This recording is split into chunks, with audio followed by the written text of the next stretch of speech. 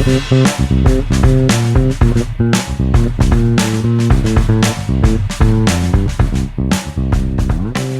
to Daily Variety, your daily dose of news and analysis for entertainment industry insiders. It's Thursday, August 20th, 2026. I'm your host, Cynthia Littleton. I am co-editor-in-chief of Variety alongside Ramin Satuda. I'm in LA, he's in New York, and Variety has reporters around the world covering the business of entertainment. On today's episode, I hand the mic to my colleague Marlo Stern. We'll hear highlights from Stern's interview with documentary filmmaker Rory Kennedy about her latest project on the demise of Boeing, the troubled aircraft manufacturer. Freefall, A Reckoning for Boeing, premiered this week on Netflix. It's a companion to her 2022 documentary Downfall, The Case Against Boeing. Freefall takes a deeper look at the horrendous fallout of the 737 MAX plane crashes and the recent death of Boeing whistleblower John Barnett. Rory Kennedy is telling anyone who will listen that Boeing needs serious legal and governmental intervention to ensure that the skies are safe and its airplanes are manufactured up to code. And based on the track record to date as detailed in Freefall, she says it's not going to happen if it's left up to the company. But before we get to that, here are a few headlines just in this morning that you need to know. The Sons of Anarchy gang are revving up the bikes for another round. Charlie Hunnam, Katie Seagal, Ron Perlman, and others from the cast of the FX series will reunite for a limited series romp titled Legends. The show was developed by Hunnam and writer Jonathan Groff. It's not clear if Sons of Anarchy creator Kurt Sutter will be involved. It's a done cable deal. Charter Communications has completed its $34.5 billion acquisition of Cox Communications. The transaction is a milestone for one of cable TV's founding companies. Cox was founded in Dayton, Ohio in 1898 by newspaper magnate James Cox, who went on to become a three-term governor of Ohio. Charter plans to change its parent company name to Cox Communications, but it will still market cable and broadband service under the Spectrum brand name. This is a very big deal, but it's telling about the state of the cable and broadband business that this would have been a much bigger business story 10 years ago. Get ready for the Freyas. On the heels of Sentimental Value winning the International Oscar this year, the Finns are going for it with an awards event to celebrate Nordic film and TV talent. The inaugural Freya Awards are set for September 22nd at Finlandia Hall in Helsinki. They will be held in conjunction with the Helsinki International Film Festival and the Finnish Film Affair Industry event that runs September 23rd through 25th. All of these stories and so much more can be found on Variety.com right now.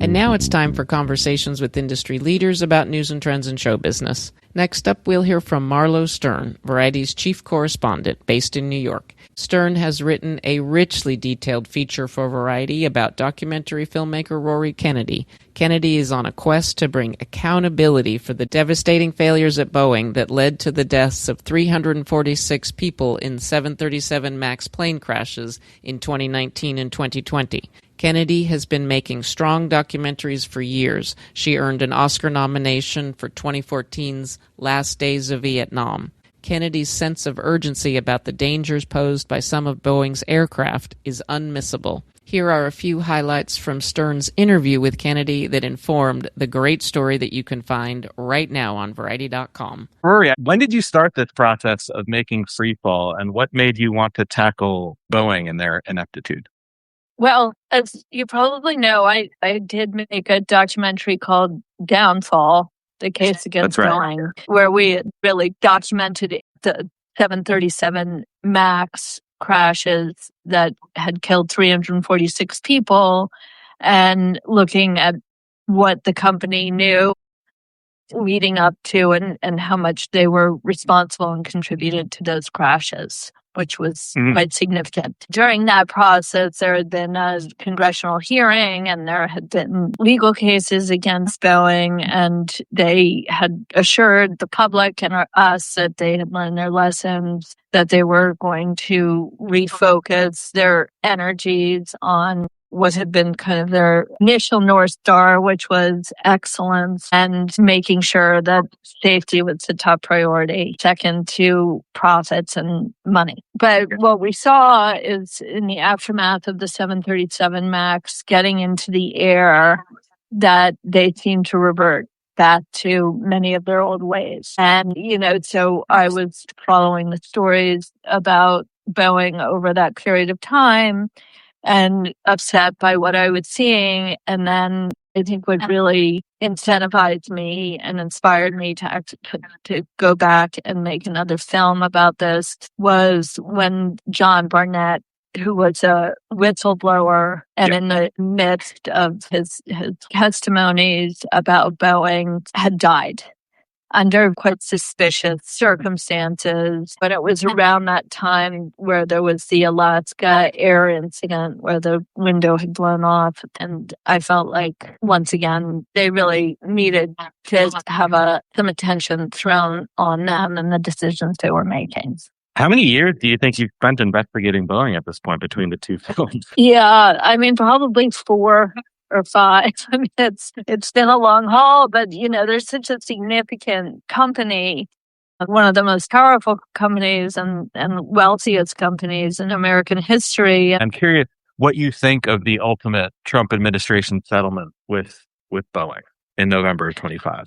Prior to the Trump administration coming into office, the Justice Department and the judge who was overseeing that case when it kind of got re-upped after the Alaska air incident, and there was a revisiting of the criminal charges against Boeing. They had pled guilty to those charges, and that looked like it was going to kind of pan out.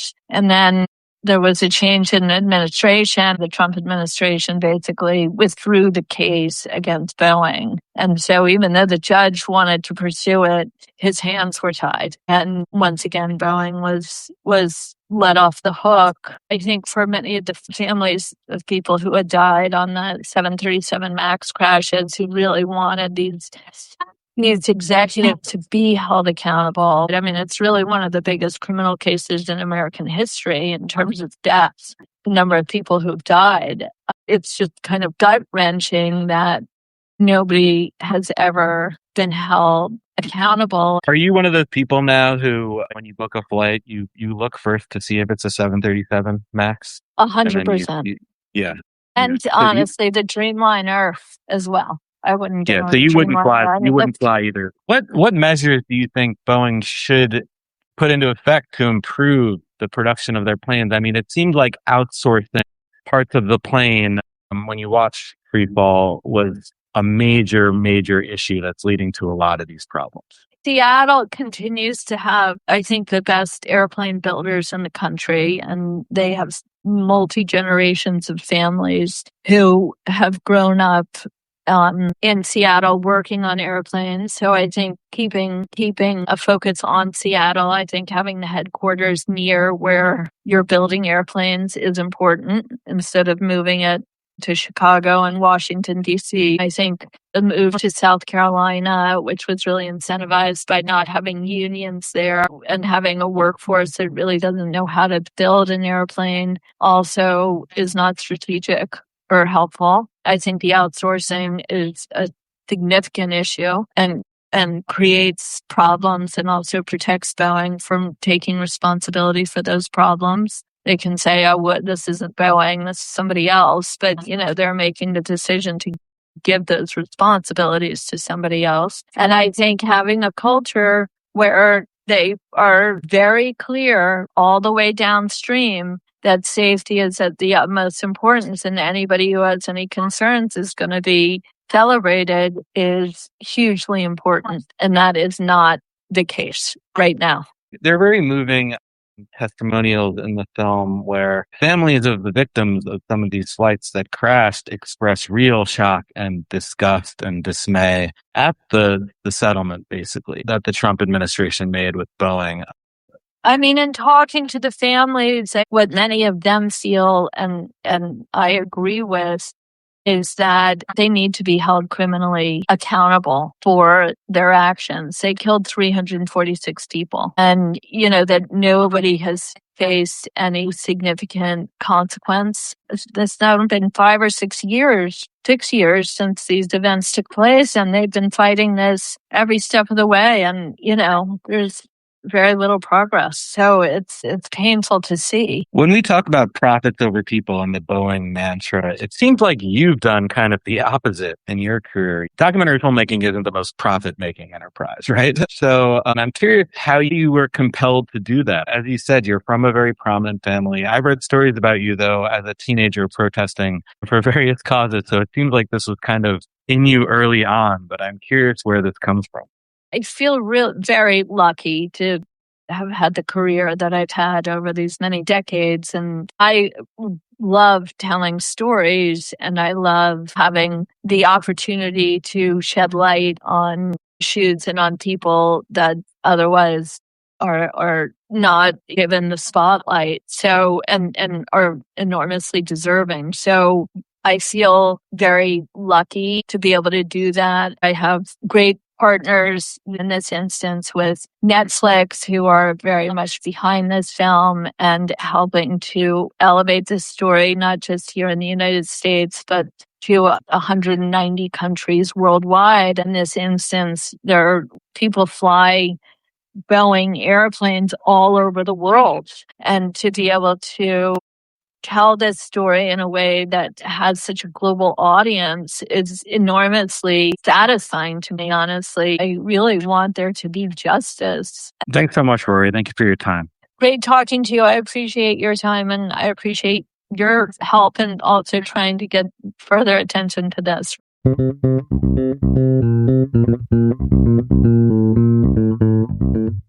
As we close out today's episode, here's a few things we're watching for. September 29th is the opening of Funny Money, The Dane Cook Story. The trailer has certainly gotten a lot of attention this week. It tells the story of how the brother of comedian Dane Cook stole $12 million from his famous sibling. Get ready for BlizzCon, the fan event for players of Blizzard Entertainment games such as World of Warcraft, Diablo 4, Overwatch 2, and StarCraft is coming to Anaheim September 12th through the 13th. It's the first time that BlizzCon has been held in 3 years. Variety's own gaming reporter Jennifer Maas will be there on the ground for us all weekend.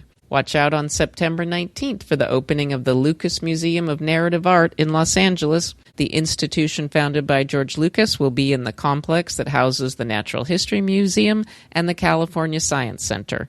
They're planning a very starry opening featuring George Lucas and Melody Hobson, Guillermo del Toro, Greta Gerwig, Lewis Hamilton, Steven Spielberg, Pharrell Williams, and more. And listeners, please keep an ear out to Daily Variety next week. We'll have some news about the evolution of our beloved podcasts, Daily Variety and Strictly Business. There's cool stuff coming up, so stay tuned next week. We love to hear from our listeners, so please send thoughts, gripes, and other feedback about Daily Variety to podcasts@variety.com. Before we go, congrats to filmmaker John Carpenter and actors Coleman Domingo and Charlize Theron. They're set to be honored on October 17th at the 6th Annual Academy Museum Gala fundraiser to support the Academy Museum of Motion Pictures. Thanks for listening. This episode was written and reported by me, Cynthia Littleton, with contributions from Marlo Stern. Sticks, Nicks, Hick Picks. Please leave us a review at the podcast platform of your choice, and don't forget to tune in Monday for another episode of Daily Variety.